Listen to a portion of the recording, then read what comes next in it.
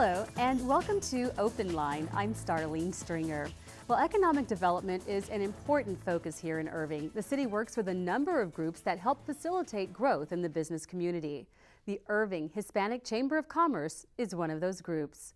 Viewers were invited to submit questions via email, Facebook, and Twitter, and we'll be getting those answered throughout the show. Our special guests are Azucena Resendiz, President of the Irving Hispanic Chamber, Board Chairwoman Lourdes Pignola, and Superintendent of the Irving School District, Dr. Dana Bedden, who will be telling us about a special partnership that I can't wait to hear about. Thank you all so much for being here. Thank you very much. Well, let's start with first things first. For those people going, well, what is the Irving Chamber? What is the Irving Hispanic Chamber? Tell us about it. Yeah, the Irving Hispanic Chamber of Commerce is actually a nationally recognized organization. We were very fortunate to receive the National Small Chamber of the Year award last year as we were recognized by the U.S. Hispanic Chamber of Commerce for our efforts to build the small business community here in Irving through education, through workforce promotion, through our partnerships that we have throughout the city of Irving. We've worked feverishly to make sure that our workforce is alive and well here in the city. Wonderful. Thank you, Azucena. And Lourdes, how many people are in your group? Well, we are a growing chamber, and we have right now 250 members, and we are growing. It's a pretty large group number already. Azucena, how do you work with the city of Irving? Our partnership with the City of Irving is a fantastic one. They have been very supportive of our chamber, and just one of the few examples, few of many that I can give you, we need to look no further than Encanto Cake Shop that's located on Irving Boulevard. She walked into the chamber on a summer day last year and was requesting assistance on how to open a business. So, of course, walking in with her dream, we started scouting locations. She had her business plan put together. We made sure that we found the best possible location for her, and of course, with our focus being primarily on South Irving, we felt that Irving Boulevard was definitely the best place for her to establish her business, and we worked with the city. They worked very well with us in getting her permits, getting a couple of extra things that we needed to get taken care of to make sure that her business was as successful and as vibrant as we possibly could make it. And nonetheless, she's employing 2 individuals, she's creating jobs, she's fulfilling the American dream. What a wonderful story. And Dr. Bedden, I understand too that the Irving Hispanic Chamber also has a partnership with the school district. Tell me about that. Well, absolutely. We believe education is a part of economic development. We are able to, I look at them, at the work they're doing as an extension of us in our adult education arena. They spend a great deal of time of trying to make and help our parents and residents that often have kids in this school live their American dream, as she mentioned, but also become tax-paying citizens who not only get something, but are giving something back. What we also do is provide space and resources for them to educate our population, because they come in and through our partnership are able to provide seminars on business development. But what that does for us is not only addresses their need for space, but now we're engaging those parents and community residents that they serve into our school system that oftentimes won't walk into the building or be a part of interacting with the school system. Wonderful. And so how successful has the partnership been so far? I think it has been. Each opportunity they've had to hold those seminars, for example, and I'm just giving one tangible example, the numbers have grown each time. When I walk by, they often give me an opportunity to address the audience that they have, so I'm able to establish a relationship and share with them our hope and dreams and desires about what we would like to see them beyond just that day, participate inside our schools with their children to try to break down those fearful barriers. So they give me a captive audience also. Okay. And what we do is help them address the need for a nice environment to make the community and residents feel welcome in the school system. But more importantly, many of those people who are, when you see them, are just trying to grow a business, not let alone just start it, but they're already contributing, but they're not taking advantage of something they paid for. Because if they pay taxes, they paid for our facilities and contributed to it. So they also help the community that they serve understand how to access resources from the school system in a comfortable, friendly environment. The language barrier is addressed. They become the conduit to bridge the gap between us and the residents who may have been fearful of this big organization they've never interacted with.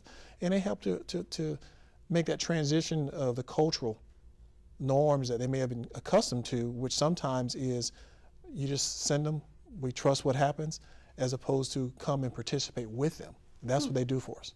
Okay, sounds good. And also, Santa, let's talk a little bit more about that partnership. So what happens when they actually go into the schools? Tell me about the programs you have there. We actually hold our Spanish business seminars there, but more than anything, we're most proud of the schools that we've adopted, which are Singley Academy and Pierce Early Childhood School. We definitely make sure that we maintain our presence there by putting ourselves in front of those children, from early childhood all the way up to seniors in high school. We want to make sure that they see Hispanic minority role models that look like them, right, that they can say, you know what, I can be just like her, I can be just like him, I can be more. But just to let them know that there is an advocate out there for them, whether it be through education or business leadership. Wonderful. And you touched on something a few minutes ago that I want to come back and talk about right now, and that is the fact that you guys were honored with something really great, the Small Chamber of the Year last year. Tell me about that honor a little bit more. I can't tell you. I'm still on a high from it. So nonetheless, the fact that on a national level, our efforts, our tireless efforts are being recognized. It goes all the way back to grassroots. Our board, our chamber team, I definitely believe is the best. We're very active. We are definitely boots on the ground. We're knocking on doors, and we're making sure that the business community knows that there is someone that is out there that is able to help them with their business needs, and that actually enables us to direct them to people like the gentleman on my left at the ISD and let him know that we have stellar schools, we have exemplary schools, and we also have a city that is looking to help you succeed as well. And we want to make sure that we provide them with every single resource that's available to them that they may not know about. Wonderful. And Lourdes, in what other ways can you help with businesses? That's one of the things I do better, the fundraising, and we go to different businesses and ask for help in different activities and different programs that we organize. And the group that we have on the board, all of them are very active on these activities too. Wonderful. And so how does that help out, Azucena, when you have the fundraising? Is that for the businesses themselves or for the chamber to be able to continue doing what they're doing? What is it for? It's a little bit of everything. When we receive corporate funds, for example, when a corporation decides to make a valued investment in our chamber, we're able to bring that down to our small business members because that allows us to create programs or at least maintain or sustain the current programs that we have right now, which are Café con Nosotros, for example, A la Mesa. These are our networking breakfasts or our small morning business mixers that we definitely like to keep very small and intimate because we know that it's very hard for people to understand how important networking is if they've never done it before. But the fact that they walk through our doors, we're actually able to bring traffic to the chamber and remind them that it really is a family and everybody's here to obtain the same thing, which is business from one another, business growth, business development, and of course resources. I can't tell you how important it is for every chamber member, whether it be a small business to invest in our chamber or a corporation that's looking to get their name out there and identify with our small business community. A perfect example would be Aetna Healthcare or Heartland Payment Systems. They are a national organization that has invested in the U.S. Hispanic Chamber of Commerce. And in turn, they brought that down. They were able to assist us in bringing that down to a local level. And now we're able to provide quality, affordable health care through our chamber for all of our small business members, whether it be through in the business aspect or individually. And of course with Heartland offering them amazing discounts through merchant services. Well, some of those things you talked on are things that any business owner would need help with, or a lot of business owners would need help with, I should say, in starting out. But are there any specific needs that the Hispanic community faces when starting a business? Oh my goodness, well, considering that the Hispanic community alone is growing at, the business community is growing at 3 times the national average, and Latinas are starting businesses at 7 times the national average. Wow. There's definitely a need for that in our community. And once again, it goes back to educating our workforce, educating our kids to make sure that they're ready to enter that workforce.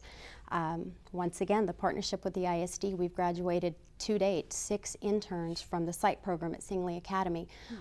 We just feel that, you know, we may be small, but I guarantee you we're effective, and we're something that South Irving definitely needs.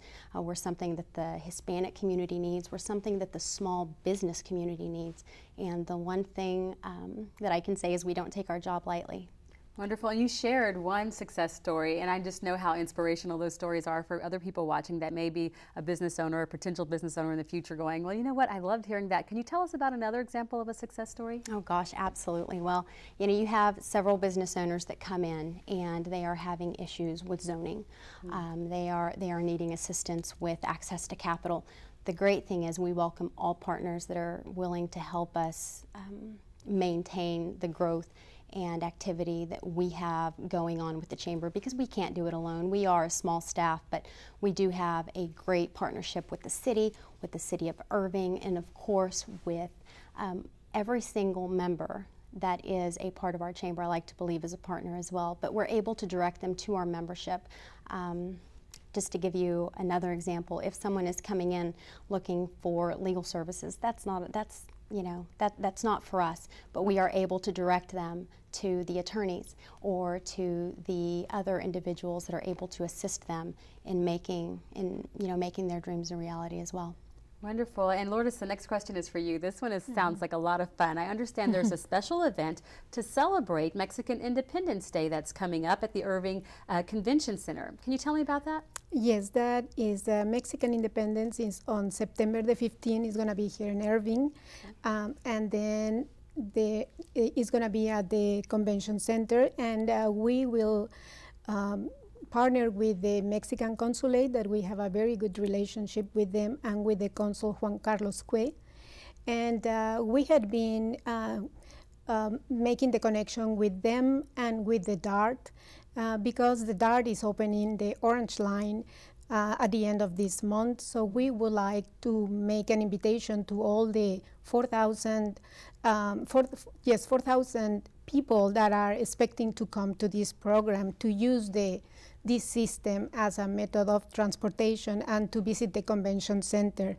As well, the Chamber is going to host the inaugural reception for a committee that include a lot of Mexico's dignitaries that are coming to this event. So this will bring a lot of visibility to our business community, as well as the convention center. And of course, this will be great for our city. Definitely. And also, Sana, that's not the first event that you've had this year, because I know you had a big scholarship event too, a fundraiser. Tell me about the fundraiser and the scholarship. It was our first annual golf tournament that we held, and we provided a young man with our first annual scholarship. He's absolutely fantastic. It was a young man, Hispanic, and he wrote us the sweetest thank you note there at the end. And he said that his dream to have been able to attend college after that wouldn't have been possible. Wow. And the fact that we were able to partner with an organization such as La Buena Vida Foundation that assists these kids, and what's so special, the reason that we chose them, is the fact that they focus on children that are identified as homeless or that are homeless. And it breaks your heart to know that that's an issue here in Irving, but it's because of organizations such as La Buena Vida Foundation, which Chris Allen is just doing a fantastic job with. They have a lot of responsibility. They have to maintain grades. They have to maintain a certain grade point average. They have to maintain a bank account, a savings account. So they have to contribute to society. This isn't a handout, but they are looking to build a house. They're actually in the process of building a house right now for these kids, and we couldn't think of a better organization to partner with at that time. Wonderful. And tell me about some of the other events you have. Oh my goodness. Well, we have our state conference, which is coming up for TAMAC, which stands for the Texas Association of Mexican American Chambers of Commerce.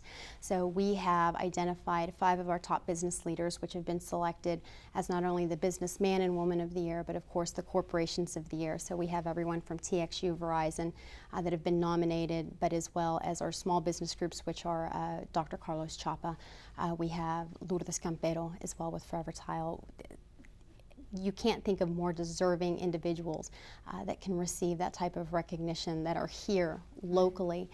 We're just excited to have them, and of course we have our national convention coming up. But more than anything, our annual awards gala that's going to be held in October, which we're going to be celebrating all of our small business leaders that have contributed to this beautiful city and the livelihood that we like to believe that is like no other.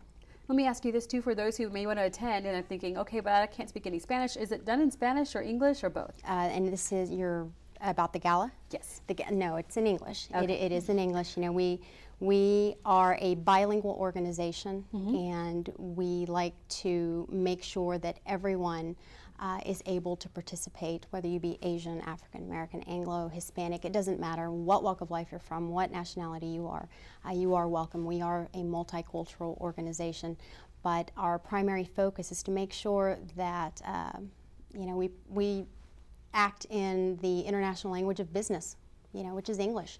But we want to make sure that we provide every connection that we possibly can for our business owners with an individual that is bilingual, that might be more comfortable in speaking Spanish. But the gala is conducted in English, but we welcome all.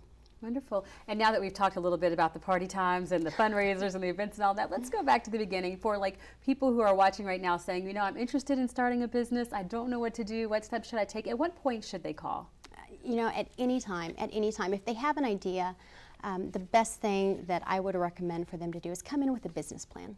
That always helps us first. If you don't have a business plan prepared, we have the partnerships, and that's, it's not a word that we use loosely that we like to just throw around. These truly are people and organizations that we do consider partners. Just to give you an example, Wells Fargo. If you come into the chamber and you don't have a business plan put together, we will direct you to Wells Fargo, for example, and they can assist you. They partnered with us in several workshops, if you will, and they help educate our small business community about how to start a business, what they are looking for when you are looking for access to capital, how to start a business plan, and basically guide you through the entire process. What are some of the most common questions you receive from people starting a business? How important is it to be certified?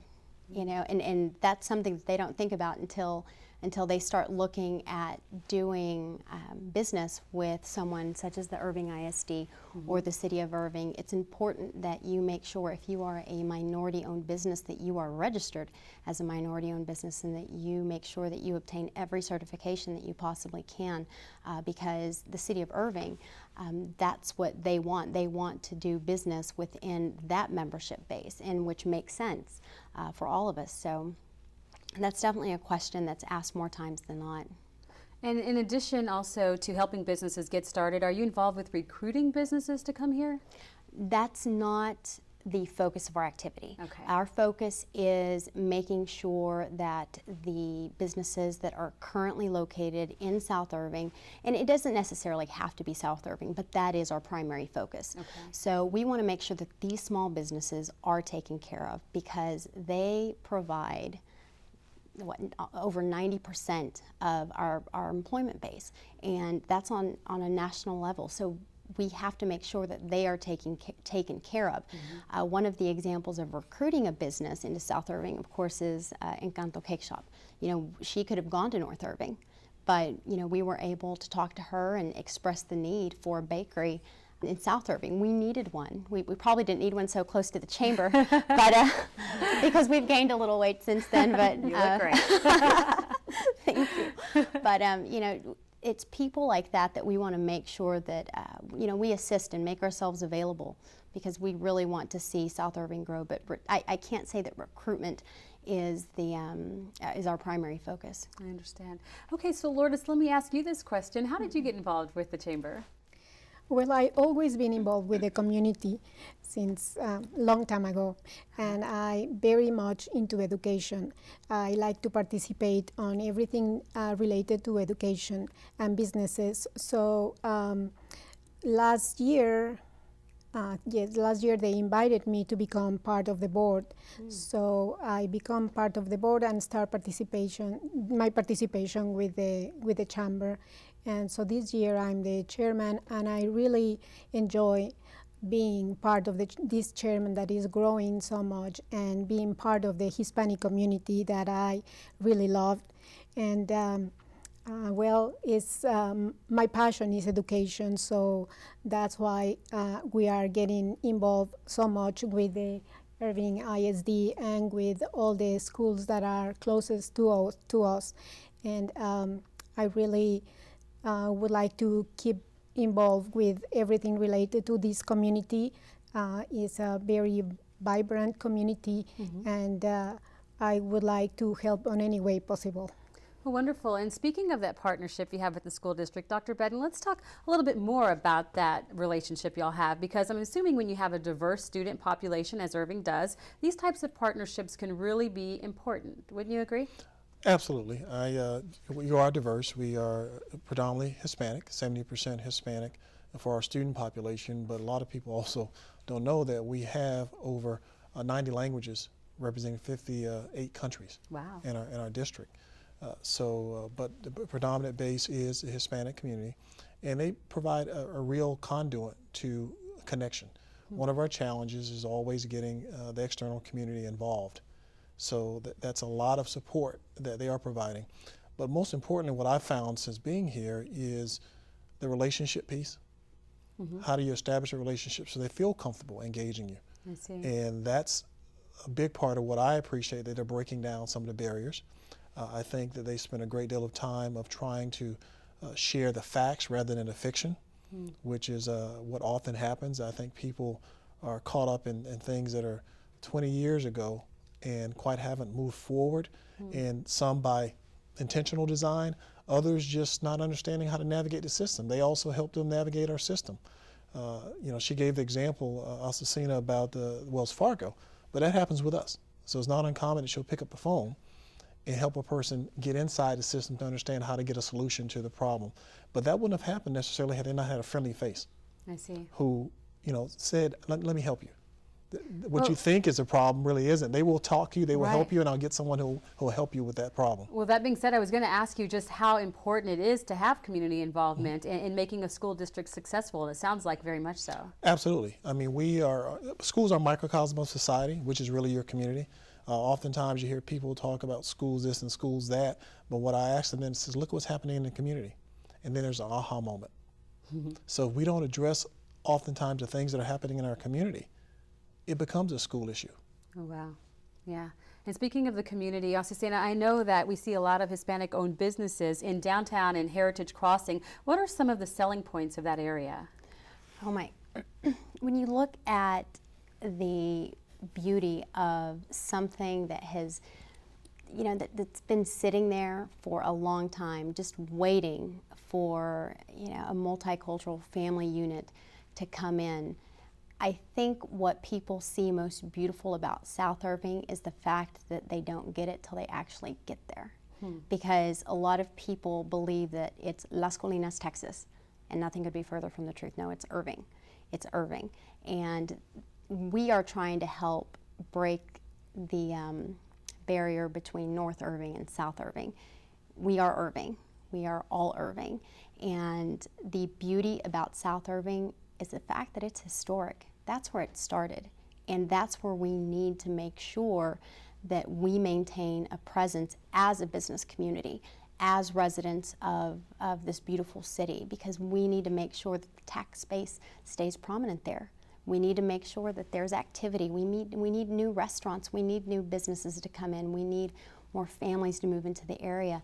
And the beauty about going to South Irving, there's a little, a few extra tax incentives to be had, to establish yourself there, because we believe in it. And when I say we, I mean the city of Irving, I mean the Irving Hispanic Chamber of Commerce, and I mean the Irving School District. I'm glad you brought that up, because I was going to ask you, Lourdes, can you tell us about some of the benefits of doing business in Irving? And I know that's one of them. Well, yes, being with the chamber give you a big opportunity to do businesses in Irving, and you have a lot of connections, and you are close to everything. You're very close to the airport, you're very close to Dallas, you're very close to Fort Worth, so we are really in the center of a very big business community. So it's really I guess, is the best location for businesses. I see. in the Really Metroplex. Really great location. And you mentioned those tax breaks and things that you guys get them too. The other thing I want to ask you, Azucena, is your hope for the future of the Irving Hispanic Chamber. What is it? Oh my goodness. Well, to continue to grow our membership, but not necessarily to palatial status.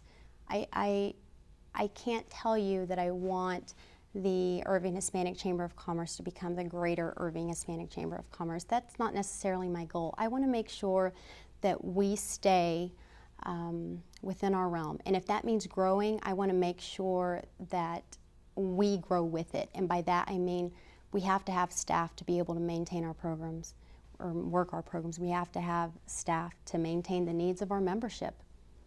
But if we don't work together as a community and invest in organizations such as the Irving Hispanic Chamber of Commerce, you know, we could possibly find ourselves in a little bit of trouble. And that's one thing that I don't want to do. I don't want to overpromise and underdeliver to anyone. So I want to make sure that every single service that we say we provide is every single service that we do provide. Wonderful, and we're just about out of time, but before we go, I want to ask Dr. Fedden a question, and that's about schools, because I know we're getting ready to get kids going back to school, and of course kids don't want to hear that right now, but you guys are preparing for that now. So what's being done to make that preparation a little better? What are you doing? Well, oftentimes you get the question of, do you work year round? And yes, we do. I mean, a lot of what happens in the summer is staffing, because we're like any other organization that we have people that come and go. We're actually the second largest employer in the city. We have over 4,000 employees. So with any other organization, you have turnover. So we have teachers who leave, some who retire. We have to staff up. We do a lot of what we would call summer cleaning. Your version may be a spring cleaning. And a lot of repairs that go on, and some major construction. One of the things we're proud of, and thank you to the taxpayers, that we have maintained a lot of quality buildings. But we're also spending a year trying to prepare for what's new. You have the STAR assessment that just we completed the first year, and we're ramping up again based on raw data. So we have to prepare and try to make improvements to our instructional program. We do the budget, which is going on right now, and I'm proud to say that the budget's coming forward with 0 tax increase again. So far, I'm glad that part of my tenure I've been able to work with a team that we've been able to balance the budget without asking the taxpayer for any more money. But we also are thankful to the Irving Hispanic Chamber for helping to develop and make economic development in South Irving. I actually live in South Irving, but a tax base is important. So if we get new businesses develop and open up, that's helping the tax base so we get an increase in revenue without having to ask and tax people more. Right. But we do a lot of preparation with staffing and the budget process, preparing the buildings to be open, supplies coming in. All kinds of stuff, Yeah, huh? yeah, Well, technology. it sounds like the district has a lot to be proud of, and it sounds like the Irving Hispanic Chamber has a lot to be proud of too. Thank you all so much for being here. We appreciate your time and answering all our questions we had. Thank you so Thank much. you very You're much. welcome. And thank you for watching. I'm Starlene Stringer. Please be sure to join us for our next edition of Open Line, live again at this new time, 1:30 p.m. on Thursday, August 16th.